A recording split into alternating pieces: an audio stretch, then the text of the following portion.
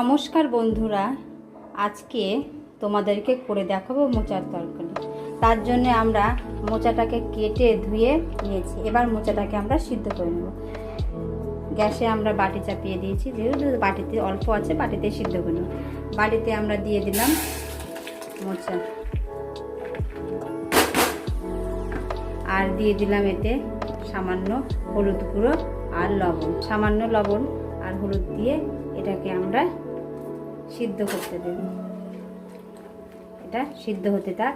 এদিকে আমরা মোচার জন্য কি কি মশলা লাগবে সেগুলো রেডি করে নিই।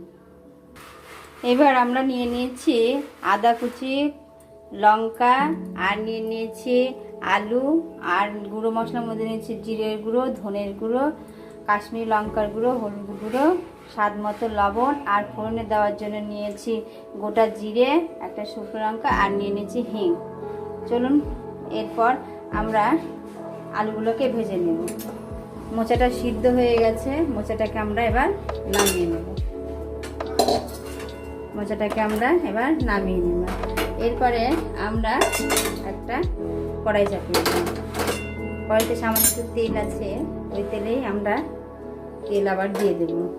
কড়াইটা গরম হতে থাক, ততক্ষণ আমরা আদা আর লঙ্কাটাকে পাটাতে বেটে নেব।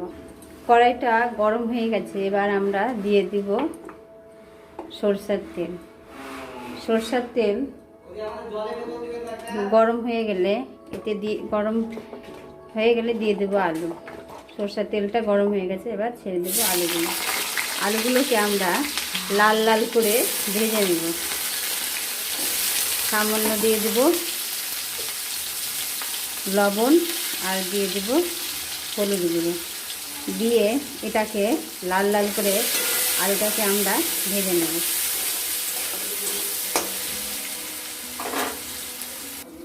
আলুটাকে ঢাকনা দিয়ে ঢেকে দিলাম, একটু সামান্য সিদ্ধ হোক।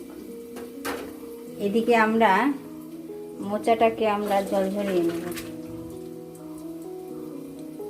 মোচাটা আমরা জল ঝরিয়ে ঠান্ডা করে নেব। আলুটা লাল লাল করে ভাজা হয়ে গেছে, এবার আলুটাকে আমরা তুলে নেব।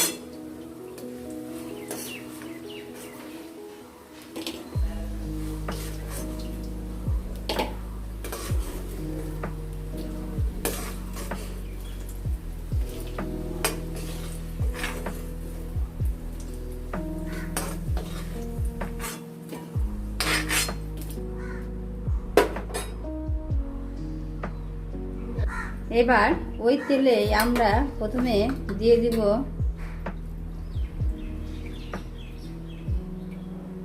শুকনো লঙ্কা, সামান্য হিং, আর দিয়ে দিব গোটা জিরে।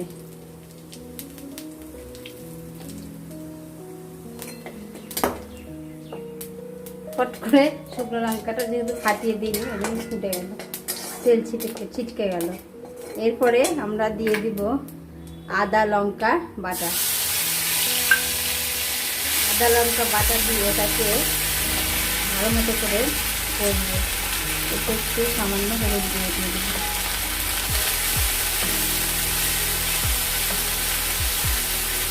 যখন এটা কাঁচা গন্ধ চলে যাবে, এই বাটি ধোয়া জলটাও আমরা দিয়ে দেব। এটা যখন কাঁচা গন্ধ চলে যাবে, সামান্য একটু আমরা এটাকে কষে নেব। কষে নেওয়ার পর আমাদের হলুদ গুঁড়ো, কাশ্মীরি লঙ্কার গুঁড়ো, জিরে গুঁড়ো, ধনে গুঁড়ো আমরা এতে দিয়ে দেব।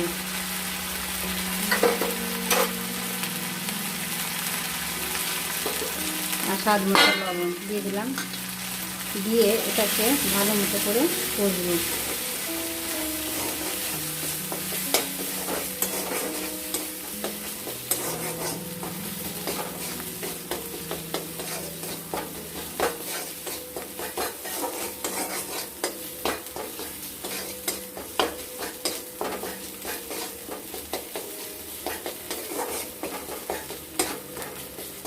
দু তিন মিনিট কষে নিয়ে এর মধ্যে দিয়ে দিব ভেজে রাখা আলুগুলো, আর দিয়ে দিব সিদ্ধ করা মোচাগুলো।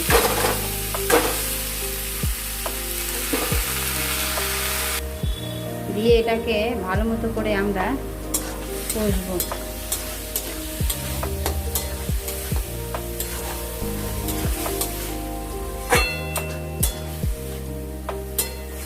যেহেতু মোচা আলু দুটোই সিদ্ধ হয়ে গেছে, ওই জন্য এটাকে আমরা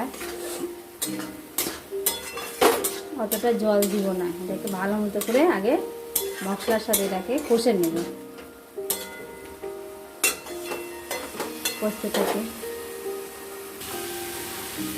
মোচাটাকে কষা হয়ে গেছে। মোচাটা কষা হয়ে গেছে, মশলার কাঁচা গন্ধ চলে গেছে।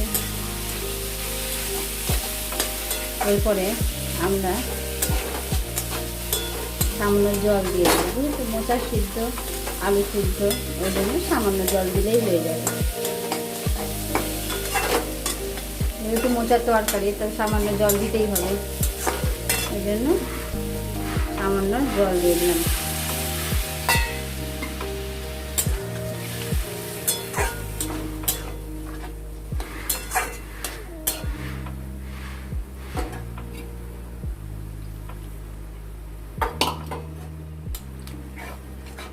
দিয়ে এটাকে আমরা 5 মিনিটের জন্য ফুটতে দেব। এইবার আমরা মোচাটা হয়ে গেছে, ওপর থেকে আলুটাকে সামান্য একটু কিছু কিছু একটু ভেঙে ভেঙে দিব।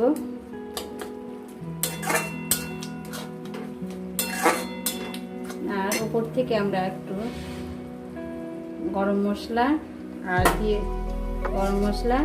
দিয়ে দিব সামান্য ঘি।